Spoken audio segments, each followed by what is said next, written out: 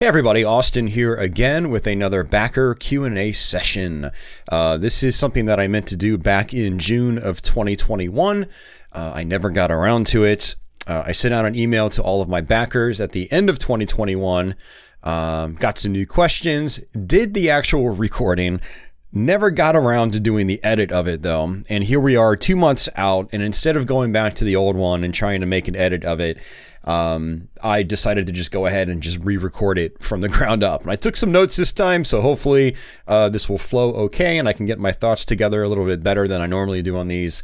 But for those of you guys new to this concept, this is basically a podcast style video. You can just sort of like click play, walk away for a little bit, do something around your house or your apartment or whatever, or play some games or something. We are on a gaming channel, so play some games and just listen. And if you guys have any questions or comments about the topics that you hear, or if you'd like to answer the questions that are posed here, feel free to drop a comment with your responses to the questions here.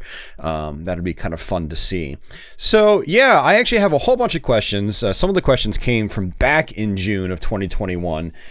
So sorry guys, it took me 9 months to get around to this, but I still have your questions, and yeah, we are going to answer them. But yeah, there's going to be very, very light editing on this. Nothing crazy. These videos can be a little long, so going through and trying to chop out all the spaces and stuff like that, and weird, speaking errors can be time consuming and not necessarily worth the trouble. So yeah, this is very much off the cuff, but hopefully you guys enjoy this either way. Just a reminder that basically one of the perks is being a Patreon backer to my YouTube channel, as well as a YouTube channel member. Is that you get to participate in these Q&A sessions. So if for some reason you've thought about backing the channel and you wanted to support my channel, just keep in mind that this is a perk that you get as a backer of my channel. So yeah, just something to keep in mind if anyone was thinking about doing that in the future. So, but with that said, let's go ahead and kick this off with questions from Arthur Andrews. He was actually the one that gave me questions back in June of 2021, and there's quite a few here. So the first question is, I think we can all agree that NES music has a unique quality and led many of us to appreciate video game music. In some ways, it seems its own unique thing. Absolutely. But I'm sure the composers had influences or particular styles they were trying to emulate with the hardware that was available. When you listen to the classic NES soundtracks like Mega Man, Ninja Gaiden, Castlevania, etc., what influences do you hear? Any particular bands or genres? So Arthur, yeah, I actually completely understand what you mean by, in some ways, it seems like its own unique thing. I was like kind of dwelling on this question, and I was like, there's a lot of NES music that's like really fast paced and it's really grooving and it's really good, like some of the music in Double Dragon. But I'm like, what genre would I equate that to in the real world? And in its own way, it's almost like a lot of NES music and 8-bit music in general is its own genre. I mean, that's kind of like what I would say. But on the flip side, there are definitely games with very specific influences that I can hear, for instance, the Mega Man games, they sound like they definitely take a lot from like popular music of the era, the early to mid 80s and late 80s. So pop music 100%. I also hear a little bit of disco in there, especially with some like the Mega Man 2 music where you've got like forward to floor beat patterns. It's just doots, doots, doots, doots. But it's like, it's funky, it reminds me of disco music.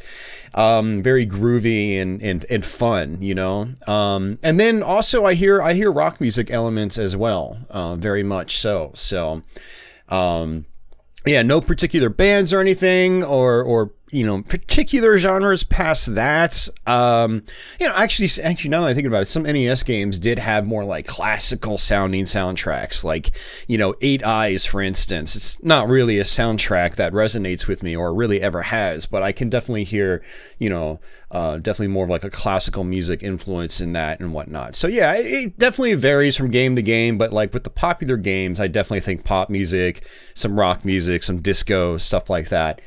So yeah, man, I don't want to listen to some Mega Man 2. It's one of my favorite soundtracks from back then. All right, Arthur's next question is, have you had the opportunity to visit Barcades or other places with vintage arcade machines?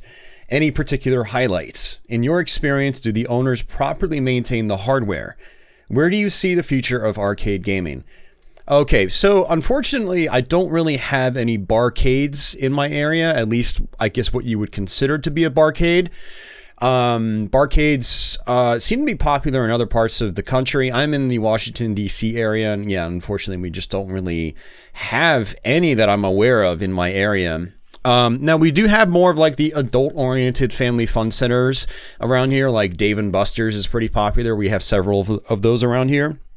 And, you know, that's really all I've got in terms of like a barcade type of thing. They don't really have many retro games at Dave & Buster's, unfortunately. There's like one like 12-in-1 Namco cabinet or something like that. That's like ironically like on the way out. Like you can play it on the way out. It's not even in the main arcade area. And you do have like the supersized Galaga and Pac-Man, which is actually really fun. But it's mostly like redemption games, like gun games, driving games, stuff like that. And then the more like carny style games, like, you know, I don't know, here, you like put money in, grab a football and throw it through a hole, or you know, shoot basketball hoops or something like that, which is fun. I really like it, especially when I've got alcohol in my system. But, yeah, unfortunately, we don't have like your typical barcade, which is more like a bar with just lots of retro arcade cabinets.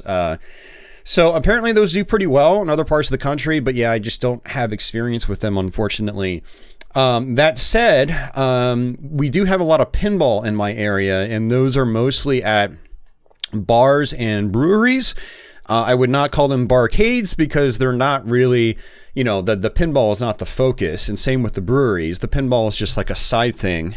As far as how the games are maintained, you know, the stuff that we have at like Dave & Buster's seems to be working well for the most part, although they've probably got, I don't know how Dave & Buster's works, but I'm assuming they've probably got like, you know, techs that are there, maybe full-time, or at least part-time, working on the games, making sure things are up and running, because if they're not up and running, then people don't want to go, and they don't make money, and they don't sell beer, and whatnot. So yeah, I mean, everything seems to have worked pretty well at the Dave & Buster's up the street from me in particular. So no real major complaints outside of a couple of games just being like completely down. But if I'd rather a game be completely down than be partially up and like only half working, because that's just not a fun experience. You know, if you pop some money into a game and then like the joystick doesn't work, or like one of the buttons fails or something like that, it's just, yeah, poor experience. So as far as the pinball stuff, generally our pinball stuff at the breweries and whatnot are in pretty good shape for the most part. The difference is our pinball games are maintained by just local hobbyist operators. You know, they work full-time jobs, they have families, they maintain and route the pinball machines in their spare time. It's like a passion project for them. And so they want their stuff to be up and running and working well, because, you know, pinball in particular, if like, say your flippers don't work right, the game is just not fun at all. So, yeah, our pinball games are generally maintained very well. If anything goes down or if anything breaks, the local hobbyist operators, you know, they'll be on top of that pretty quickly, and they have, you know, means of us reaching out to them if something does break. So yeah, I mean, it's a pretty good experience with the pinball here. But yeah, unfortunately, Arthur, I do not have experience with actual barcades. Maybe that'll change one day. All right, so Arthur's next topic is the Metroidvania genre seems popular with players and indie developers these days. Have you played any of the more recent games in the genre, like Hollow Knight, Luna Knights, Ori and the Blind Forest, etc.? Any thoughts on them? To risk answering my own question, one thing that strikes me is that in some ways they actually seem a step back from the Game Boy Advance and Nintendo DS Castlevania games. These had huge arsenals of weapons, multiple playable characters, and multiple endings. So this is kind of an interesting one. I actually do not play many of the modern Metroidvania titles. I think the only one I've actually put time into is the more Castlevania-like one, which is Bloodstained Ritual of the Night.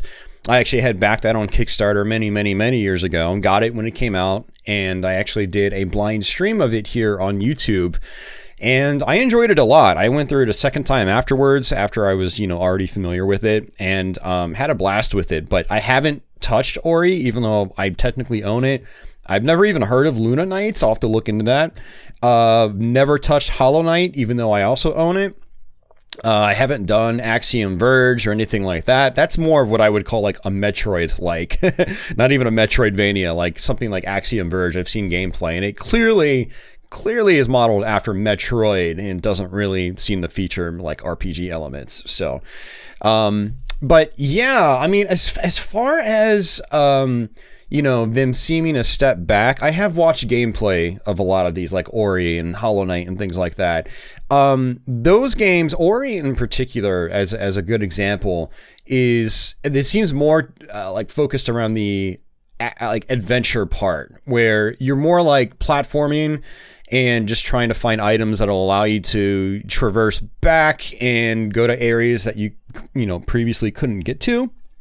It seems very light on the RPG elements, if there's any at all. Any Ori fans out there, feel free to correct me. But yeah, those something like that is not quite as directly comparable to, like, you know, the classic Metroidvania, Symphony of the Night, the DS games, some of the GBA games. But even something like Hollow Knight that I've seen gameplay of, it is almost more like a Dark Souls-like in 2D form to me than like what I would call a Metroidvania. You know, it looks like you've got the non-linear elements and all that sort of stuff, but like the boss fights are really, really challenging. So it's like you have to actually learn the fights, and you don't really have to do that in a classic Castlevania Metroidvania. For the most part, on the default normal difficulty levels and whatnot, you know, you can usually just kind of tank your way through those games.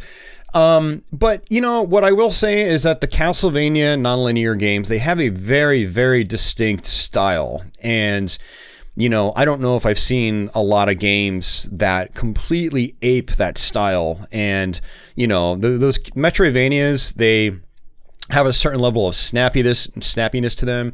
The platforming is extremely snappy as well. Tons of items, tons of weapons, a lot of those games have specific gimmicks, like, you know, Area of Sorrow and Dawn of Sorrow have the soul mechanic where you absorb souls and you get new abilities. Order of Ecclesia has a similar concept with the glyphs. You know, it's kind of almost hard to compare them in a way. The Castlevania nonlinear games do have a very distinct look and feel that I don't think a lot of games have replicated, and maybe that's a good thing, you know. Yeah, I don't even know where I'm going with this, but hopefully that, fleshes out your topic a little bit and gives you food for thought. All right, Arthur's next topic is, you've talked about importing games for Saturn back in the day. I'm curious how fans of the time found out about Japanese exclusives and how to order them from the US. What was it like? Were there early internet communities for such a thing? So yeah, you know what? I didn't really think about importing Saturn games until they became available at my local video game store. And it was a mainstream retail store, you know, nationwide, called Electronics Boutique, or EBX, as some of their side stores were known as. They eventually later merged with GameStop, who had owned FuncoLand and Babbage's and stuff like that, I believe. I think they had bought Babbage's. I don't remember, but they bought FuncoLand.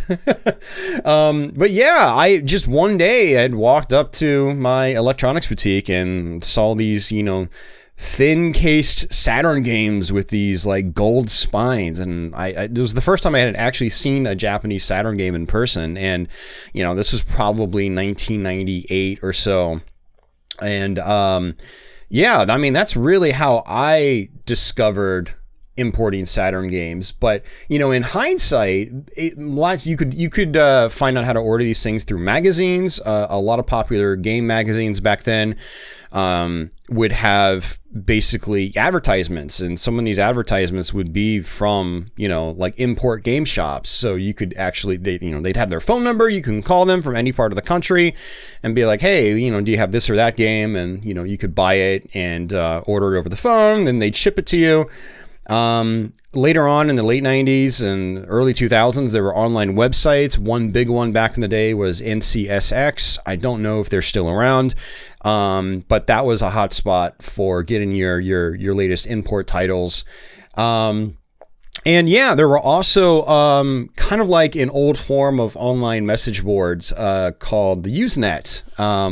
And you can actually still go and read old Usenet posts online, I believe. But basically, this was a way of people communicating to each other in a forum sort of format. And, you'd have people from all over the world participating on the Usenet. And, they'd be like, oh, hey, such and such place has this game. Or, they'd get news from, outlets in Japan that would say, hey, this game's coming out on this date. Reach out to your local import shops or something like that. But yeah, there were definitely early internet communities for such a thing. Absolutely.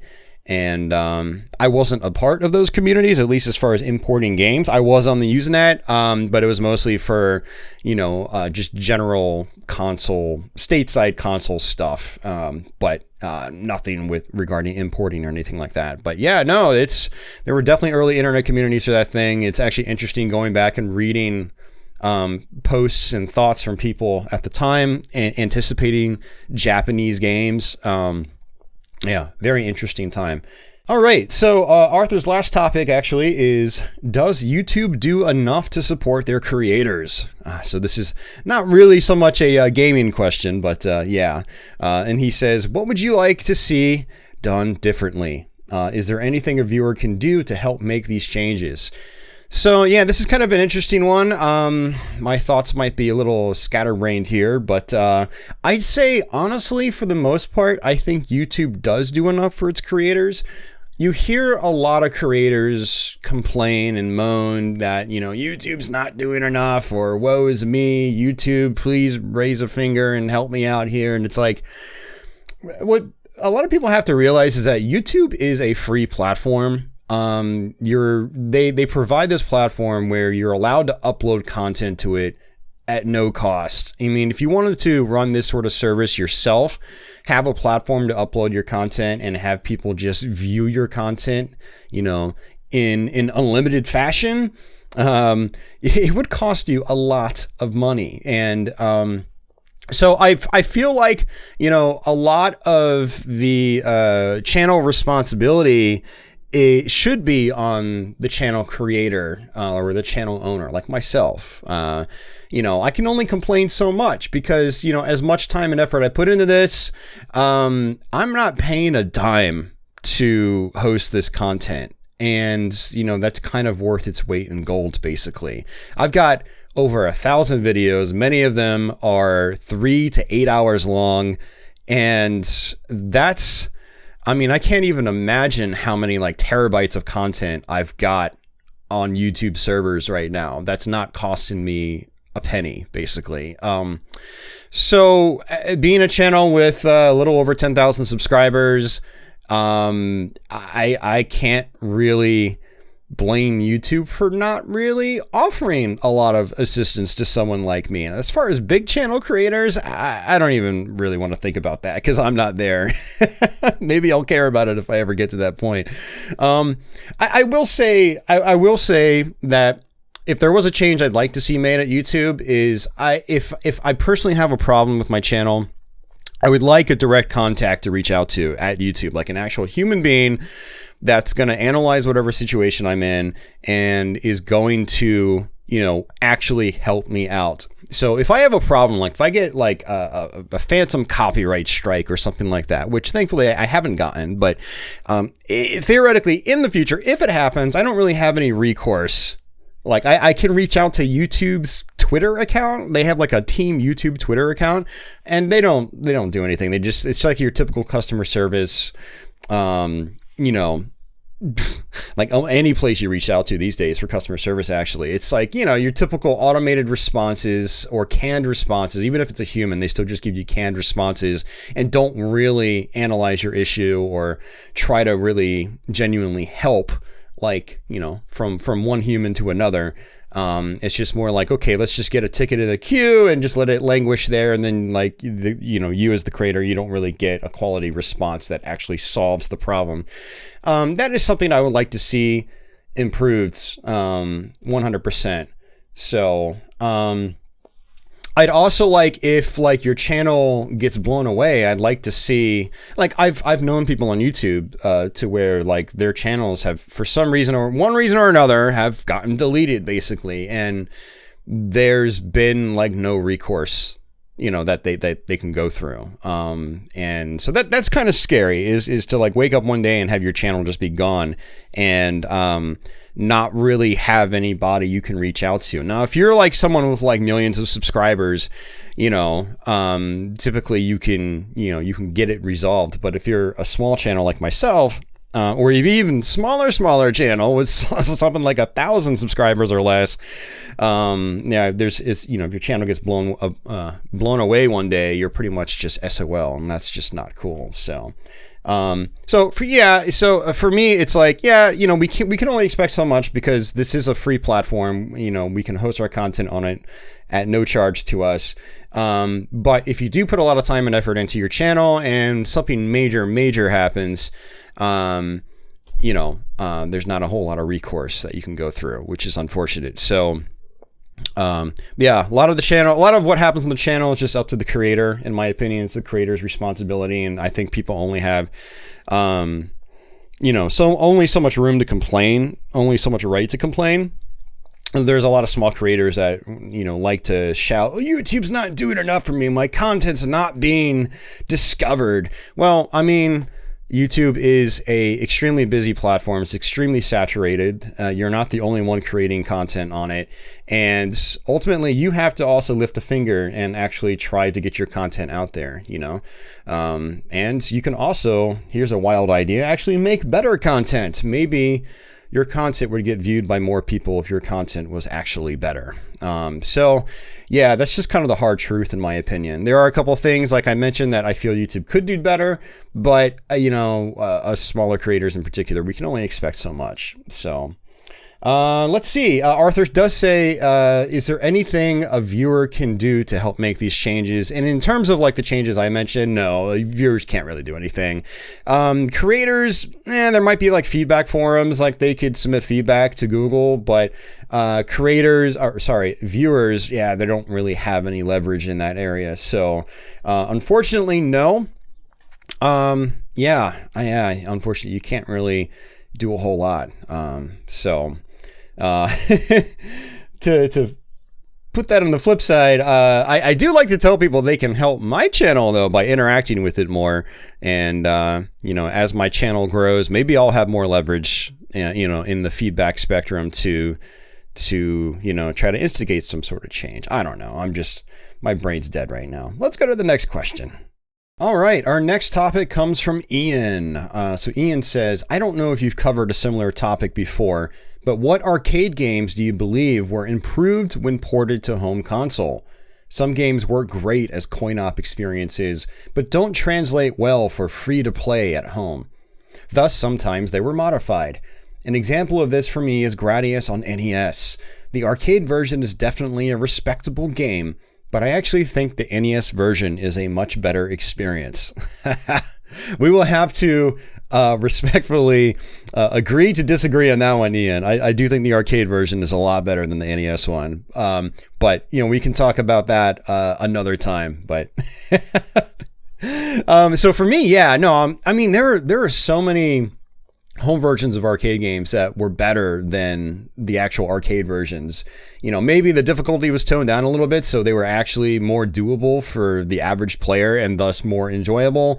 Or maybe the experience was expanded, even though maybe it was cut back in other areas. Or maybe it was basically the same game, but it got a major graphical overhaul, which just made it, more appealing to play. So for me, a bunch of these are NES games. So Contra in particular is a huge one. Same with Super Contra or Super C as we got it in North America. Those games, basically, they looked a little gimpy compared to the arcade versions, which had huge sprites and whatnot. But they were just so much more fun to play. The controls were much tighter. The movement was much more responsive. The flow of the games were more enjoyable. The game was also, or the games, I should say, were also stretched out a lot more too. So whereas like both arcade versions could be finished in about 10 or 15 minutes flat, the NES versions, they take about 30 plus minutes to go through. Like it's a good, healthy, a playthrough on NES, and they're just both so much fun. Great graphics, great music, great gameplay, great level design in the NES versions. I do prefer both NES games over the arcade Contra 1 and 2. I still love Contra and Super Contra in arcades, but for different reasons than I love the NES Contras. And if I had the choice between arcade or NES, I would actually take NES probably 9 times out of 10. If someone had me at gunpoint anyway. I still love playing both versions, and I do play both versions, arcade and console versions of both those games on a regular basis. Another one on NES is Life Force. So Life Force in arcades was originally called Salamander in Japan with a different gameplay system. In North America, they rebranded it as Life Force and added the classic Gradius style power-up system to it. Life Force and Salamander on arcades, they move extremely fast. They're very memorization heavy. They're very difficult. And I feel like the home version of that, Salamander or Life Force on NES or Famicom, are just much more enjoyable. Much like Contra, while they might not look nearly as good as the arcade games, the pacing is much better. The screen doesn't scroll as fast. It's easier to get the hang of things. And the levels were stretched out and expanded on, I think, in a good way. Again, you have, unlike the arcade game, you have another healthy 30 plus minute long playthrough, which feels very satisfying when you can go through it from start to finish. And, the difficulty was toned down a lot too, which again makes it much more user-friendly for your average player. So another one is actually, speaking of Gradius, Ian had mentioned Gradius for NES. I'm going to say Gradius on PC Engine might even be better than the original Gradius arcade game. Granted, there was probably like a 5 or 6 year difference between the two, maybe longer. But Gradius on PC Engine, like, they spruced up the graphics quite a bit. It looks really nice. It also plays really well. I think the difficulty might have been toned back just a teensy tiny bit, so it's not quite as challenging. They even added another level or two in it, which is really cool. One of them is like the Bone Graveyard or something like that. Really cool stage. And that's one that I would say is probably better than the arcade game. Another one I like is Twin Cobra on the PC Engine. I wouldn't really say it's better than the arcade game, but I do generally end up playing it more than the arcade game because it's just a much more manageable experience. I also like the visuals in it. I also really enjoy how the music sounds. It's kind of grungy, but it really fits the style of the game. It's really cool. So another one is Atomic Runner on the Sega Genesis. That one was actually spruced up from the arcade game in terms of visuals and sound and whatnot. So I think a lot of people end up preferring that over the arcade version. And then there are other games like, I would say Section Z, but I think the arcade version of Section Z is actually a lot more enjoyable. It's a more straightforward shooter that's really difficult, but it has some really unique mechanics, whereas the NES version is this shooter, weird adventure kind of hybrid where it's kind of hard to explain. It's not quite as interesting as the arcade Section Z. So that's actually an example of the reverse, I think, where the arcade version is actually better than the home version. I'm sure I could think of a whole bunch of ones over time if I was able to put a lot of time into this. But yeah, I'm going to go with those for right now. And as always, if anyone has a response to these topics, feel free to drop them in the comments below. All right, so the next question actually comes from Carl R. And he says, "Hey, Austin, I always wanted to ask you what your favorite Castlevania game was." Just kidding. My real question is, would you ever consider doing a series of videos where you would play through a longer title such as Zelda Breath of the Wild, Fallout, Skyrim, or other things of like that? No, that's I'm putting that one in there. Etc. Kind of like you were doing with the Meg and Austin videos. Thanks, and keep on doing what you're doing. Love the streams and videos. Well, thank you very much, Carl. I appreciate that. The short answer is probably not. And the big reason for that is I've just kind of had a very specific type of video format for the last who knows how long. Basically, either dedicated gaming, like gameplay videos that, you know, are like 1 to 2 hours tops, you know, or live streams for like longer content. So one of the problems with doing like the Megan Austin style of videos is that videos like that or playthroughs like that will sort of clutter up my video feed. You know, you'll go to some Let's Play channels and they'll do like 50 parts of a long RPG or something. And you go to their channel for the first time, you click the video tab, and all you see is just like Final Fantasy VI Part 37, Final Fantasy VI Part 64, and it's just that for like 2 pages. And I don't want my channel to be that, basically. You know, when people come to my channel and they click on my video tab, I want them to scroll down and be like, whoa, that's a lot of different games this guy, you know, has played. And if someone wants to watch a longer playthrough, which I'm not completely against, but if someone wants to watch a longer playthrough, I'd rather them, you know, click on like a single video or 2 videos, like my Bloodborne playthroughs, for instance, right? You know, they're generally about 2 videos. I'll try to crank them out in like 2 streams, and I've just got 2 videos on my feed for that game. And if someone wants to watch the whole thing, they don't need 60 different videos for it. They can just go back to the same video and just continue where they left off. Yeah. So, and you know what? The other thing, Carl, is that, I do feel like that sort of gameplay format, the longer gameplay format, it's more conducive to the live stream format anyway. You know, they tend to be a little more casual for me because they're long games and there's only so much to talk about. And yeah, and also just it's nice being able to avoid clutter on my feed. So. Yeah, I mean, I hope that answers your question. That's kind of why I don't do videos like that. Also, a lot of you guys already know this, but when I do like dedicated videos in particular, like my Let's Play videos, I want to be really familiar with the game. The problem with doing longer playthroughs, like say Ocarina of Time, is I don't really know those games. And, you know, like with the Megan Austin videos, I was going into it blind.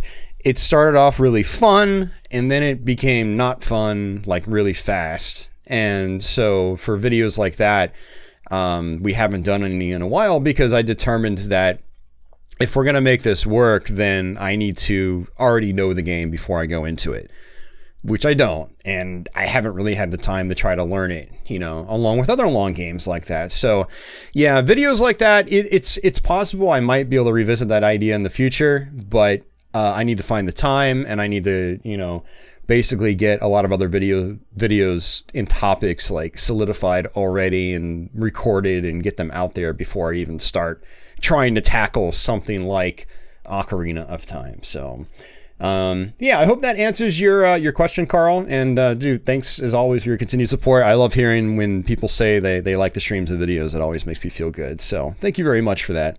The next question comes from Scott Miller. So Scott asks, what in your opinion are the NES games with the best music? Side question, do you ever play a game just to enjoy the music in the game? All right, so in my opinion, the games on NES with the best music are Silver Surfer, Skate or Die 2, the title screen from RoboCop 3, Batman the video game, and I'd have to just kind of by default name a bunch of the Mega Man games. You know, Mega Man 2 in particular, Mega Man 3. Yeah, just really great stuff there. So the reason I mentioned some of those titles is it's not just like, you know, the music itself. Like, you know, I really enjoy the tunes, but it's the overall sound quality. They might be using like other sound processors in the cartridges or something like that, or something like that, but just like the beats and like the drum and snare samples and stuff like that are just so thick and so good in those games. And, you know, those games in particular, like Skate or Die 2 and Silver Surfer, they really, I think they really influenced my musical tastes, especially like way down the line in like the early 2000s when I started getting into like more electronic music and break beats in particular. And you can trace that stuff like all the way back to some of these games from the late 80s and early 90s. It's kind of crazy. But yeah, just great music. I mean, some other games I'd have to add is like Journey to Silius, fantastic soundtrack, both from a quality perspective and, musical standpoint. It just really resonates with me. The Ninja Gaidens, some of these other games, the sound quality is not as good as something like Silver Surfer, but they have great tunes too, like Ninja Gaiden 1, 2, and 3. Your Double Dragons or Double Dragon 1 and 3. Double Dragon 2 has some decent tunes, but it's more simplistic. But yeah, but Double Dragon 1 and 3 actually have like music I really like to listen to, and lots of other stuff on the console. The NES has so many good tunes. The Legend of Zelda title theme, man, that one never gets old. So, oh man. But yeah, so to answer the second question, do you ever play a game just to enjoy the music in the game? Yeah, no, I've played a lot of games over the years that might even be considered bad or mediocre just because they have music that I enjoy, and then I'm able to just enjoy them because the soundtrack's good. There are other times where I'll actually just fire up a game just to listen to its music. Like one good example is I have a save state of Donkey Kong Country on the Wii Virtual Console that is just like in the middle of one level. And one thing you can do in that game is just pause the game and the music doesn't stop. And so I basically have a save state where the game is paused on one of my favorite tunes in the game. And instead of like looping a YouTube video, it's just the game itself. The music never stops. There's no it never fades out or fades back in or anything like that. So there's no disruption. And I'll just leave it on in the background while I do stuff. So yeah, hope that answers your question, Scott. And thanks for participating in this. I do appreciate that. All right, our next topic comes from Andy Author 2007. And Andy says, in your opinion, at what point is continuing or adding in another coin considered credit feeding, and why? What cabinets would you like to see from Arcade 1-Up? Not necessarily in 2022, but at any point in the future. All right, so regarding credit feeding, for those of you guys that don't know, when you're playing arcade games, kind of the ultimate goal is to beat the game without continuing. Basically, you pop a quarter in or 2 quarters or however much 1 credit is, and you get through the whole thing basically without having to put any more money in. That's like the ultimate achievement, right? Because arcade games are very, very difficult.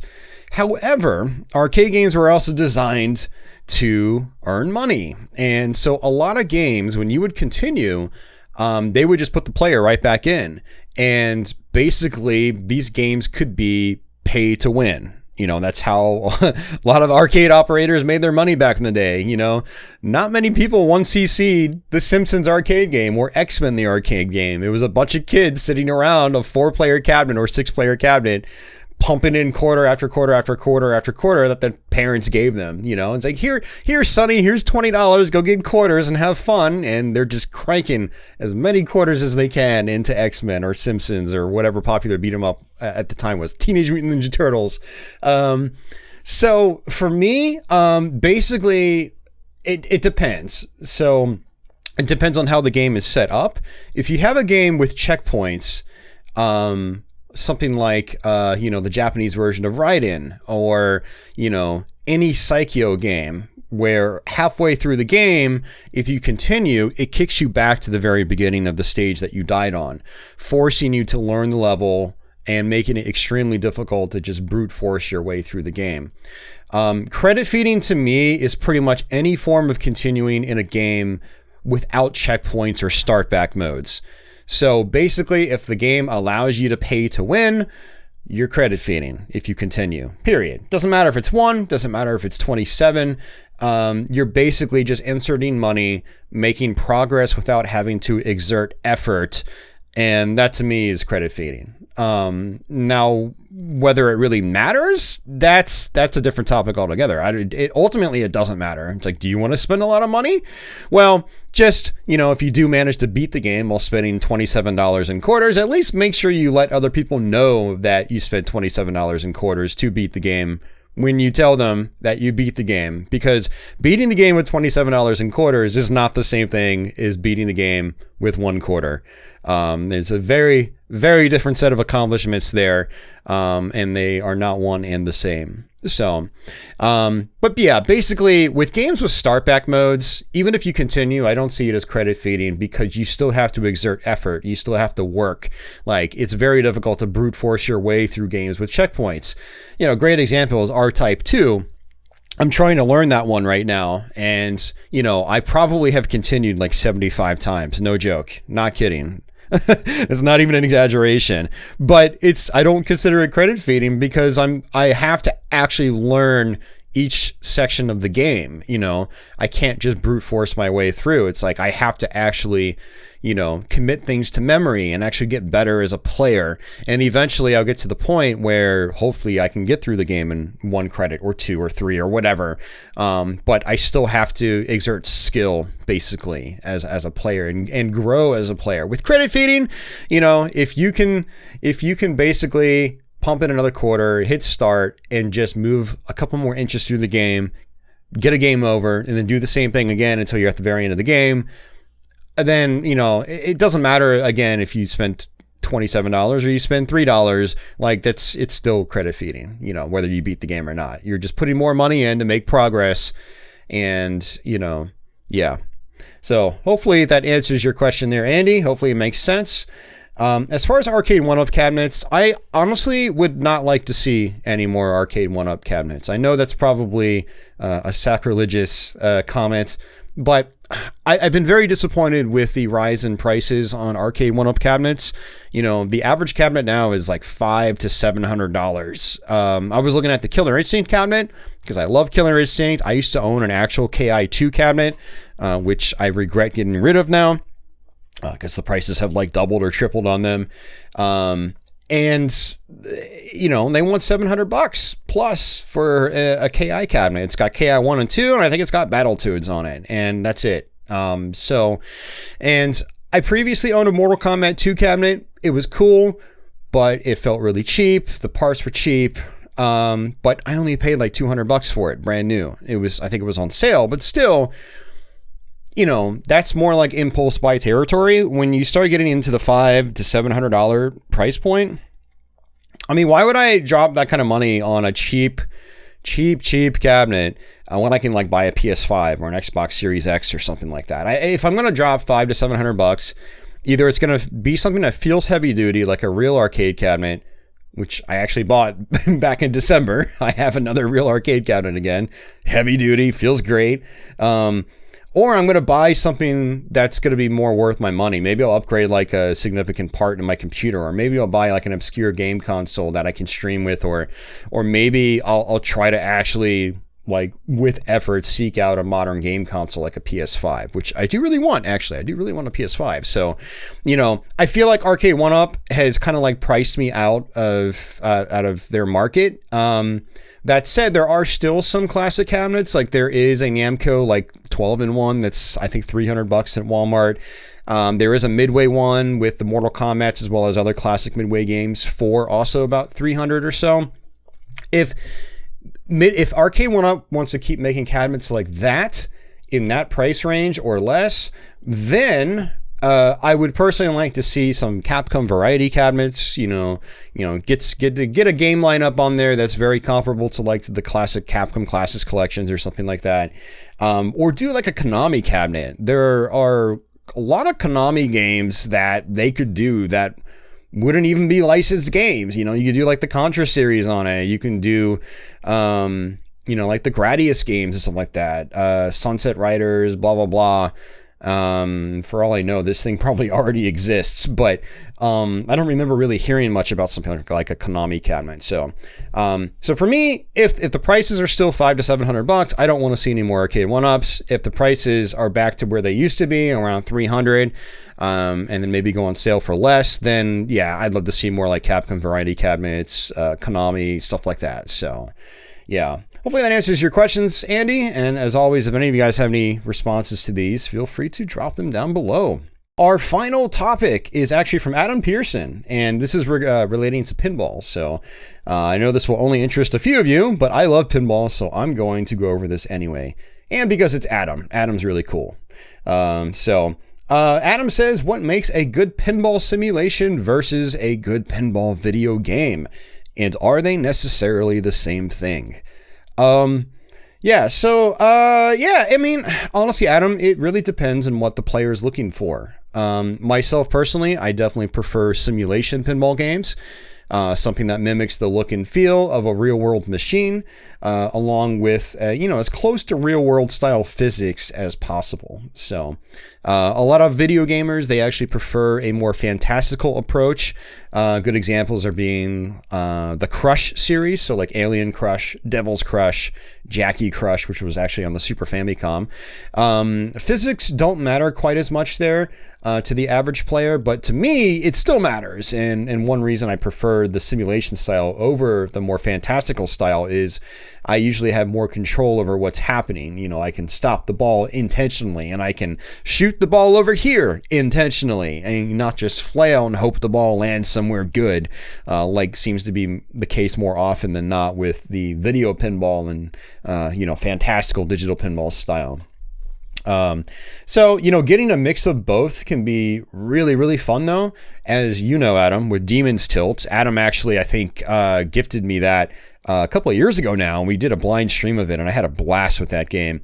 It was like Devil's Crush, but it had more realistic style physics where I could, trap the ball on command and let the ball bounce from one flipper to the other, and basically manipulate the positioning of the ball to a degree where I had control over the game, and it wasn't just a game of complete chance, which a lot of these more fantastical digital pinball games can be.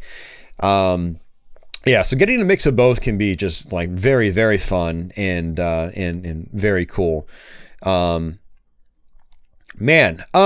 generally prefer games with pinball games with quality physics, and those tend to be the more simulation oriented pinball games.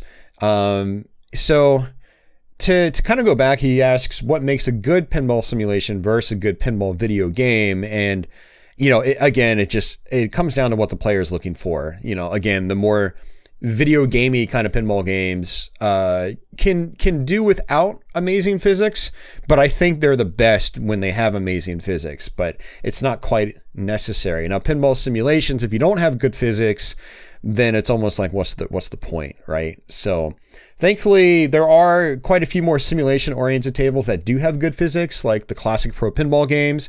The more recent, like Zen Pinball and Pinball Arcade and stuff like that. The classic Kaze pinball games from the 90s. So you got Super Pinball 1 and 2 on Super Nintendo. Second one was Japanese only, I believe. You had the Last Gladiators and Necronomicon games on the Sega Saturn. Pretty good physics there. I'm in control of the flow of the game, and I don't feel like I'm at too much of a disadvantage, even though they're not 100% realistic. If they had wonky physics like I don't know, Devil's Crush does, then those games would be unplayable. For pinball simulation, you got to have good physics. For video pinball games that are more fantastical, great physics is not as important.